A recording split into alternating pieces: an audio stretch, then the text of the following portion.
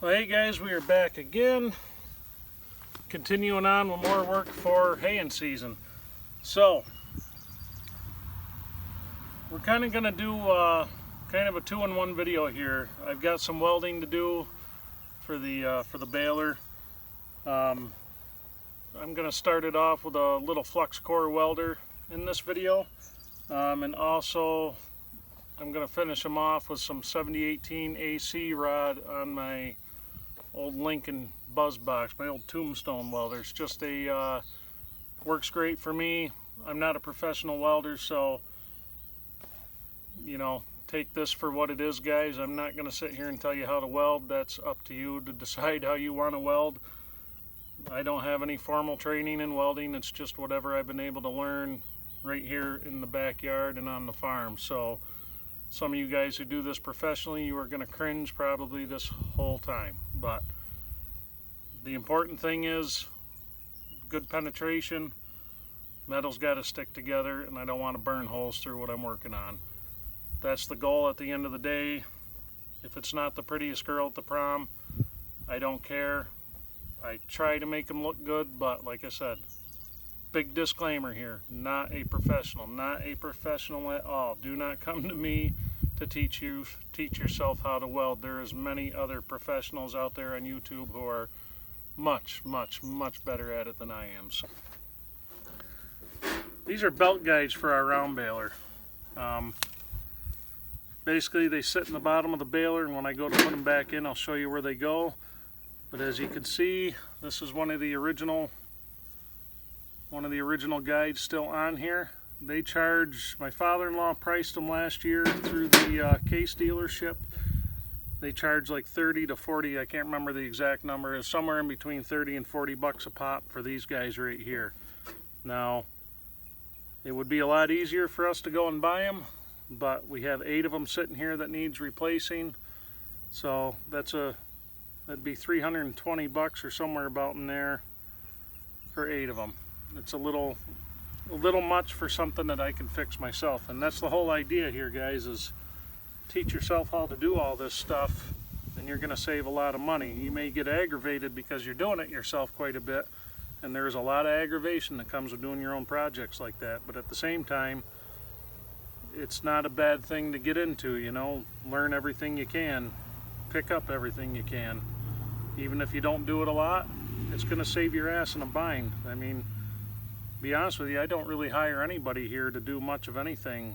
I think the last time I hired anybody to do anything on my property was to drill a well and to put a septic in. That was it. Everything else, the house, the barn, most of our vehicle work, all the tractor work. I mean, I've never taken a tractor to somebody to get fixed. So, like I said, teach yourself everything you can learn, and you'll be a lot better set up to proceed down the road of doing the kind of things that we're doing here. I mean, we're trying to homestead a little bit. It's more of a hobby farm than a homestead, but we're working towards it.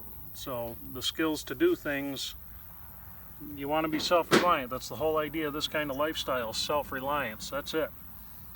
The more you can do on your own, the more money you can save, and the better you're going to feel about your own projects. At least that's my take on it. So anyhow, we're going to fire up the grinder. You guys can cringe. I see I got a shadow in a real bad spot here for us, but I'm going to have to deal with it. Otherwise, I get to work with the sun in my face the whole day, and I don't want to melt, you know what I mean? So here we go.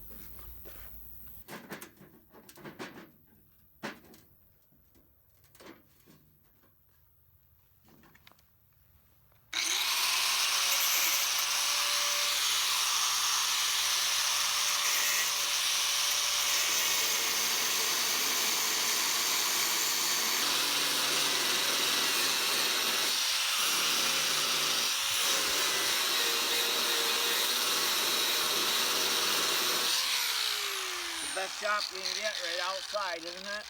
Yep. Yeah, those work nice. I like them better than the grinding wheels. I think I have one. I'm not sure. I might. Holy. Oh, hot that. So to everybody out there in the interwebs, this is Captain Crunch. also known as my father-in-law. I call him Pop because he's, well, Hard to get along with. he's a bastard, but we like him okay, There we go. I think. Maybe. So say hi, Pop. Hi, how we doing? Yeah, so, I'm Sam Scudera. Really? sorta. Yeah. So this is him and I work this farm together. We do a lot of stuff together, and he kind of got me into this lifestyle, and I could kick him in the nuts for it every day, but at the same time, we pretend to enjoy the work we do. So anyhow, Well, we're manufacture our own parts most of the time if we can, to save money, because we're good at what we do, welding, and fabricating. yeah. Whether it be wood, metal, whatever. Yeah, so all he's doing now is he's flattening out all these. He's flattening out all the old welds off of here. Was there one left out of that? Oh, baby. Yep. How the hell did that happen? I don't know. I picked the right one of steel there. All right, so right now Pop's cutting the teeth we're going to be replacing those on. He keeps starting the damn grinder while I'm talking. What the hell are you doing? Thought that was my cue. That's not your cue, you schmuck. I'm going to tell you something, pal. We will have perfection here on these videos, or I'm not paying you today, just like I didn't pay you the last time or the time before that. You understand? So if we're going to do this, you will do what I tell you. That's just the way it is. There, okay. Okay, camera's rolling again. All right. So he's cutting the teeth to, just cutting the rods to replace these. Now this is a hardened steel. That's a mild steel. That mild steel is not going to last as long as these have lasted, but they're going to get us through probably for a few years without too much problem. Now before, he had fixed this baler before with some fence posts, and they've held up pretty well, so hopefully this rod will hold up just fine. So anyhow. It is a thicker rod too. Yeah, it is a thicker rod, but I guess we can let him start the grinder up again because he's dying to. You see, he's not used to having to take a break to talk to somebody at a camera. So we gotta stop him once in a while. He gets a little crazy, you know. Sorry, I just The poor guy. we're in production, so We're in production mode, he says. yeah, and It makes him feel better to say that. I don't blame him though. I don't blame him. I'm doing this all for you. Just cleaning them up, getting them ready. He's doing it all for me. No So you can appreciation. I'm doing it all for you, so you can do it all for me, and I put my. All right. All right, I'm ready to clean. Okay. Okay, off. Is it off? So, Yeah. before we can weld these on, you can see they're kind of a rusty mess. And I want to get some good penetration on that. I mean, that's pretty thin. We could burn through that real easy, but I still want it clean. Like I said, I'm using a 70-18 rod. From what I've noticed with it, I'm not an expert, but it looks like it likes clean metal. So, there we go. And make sure that's right there. Yeah. Well, you picked a hunk of steel that'll work just right. Well, you found the steel. Okay, you want to cut one? All right.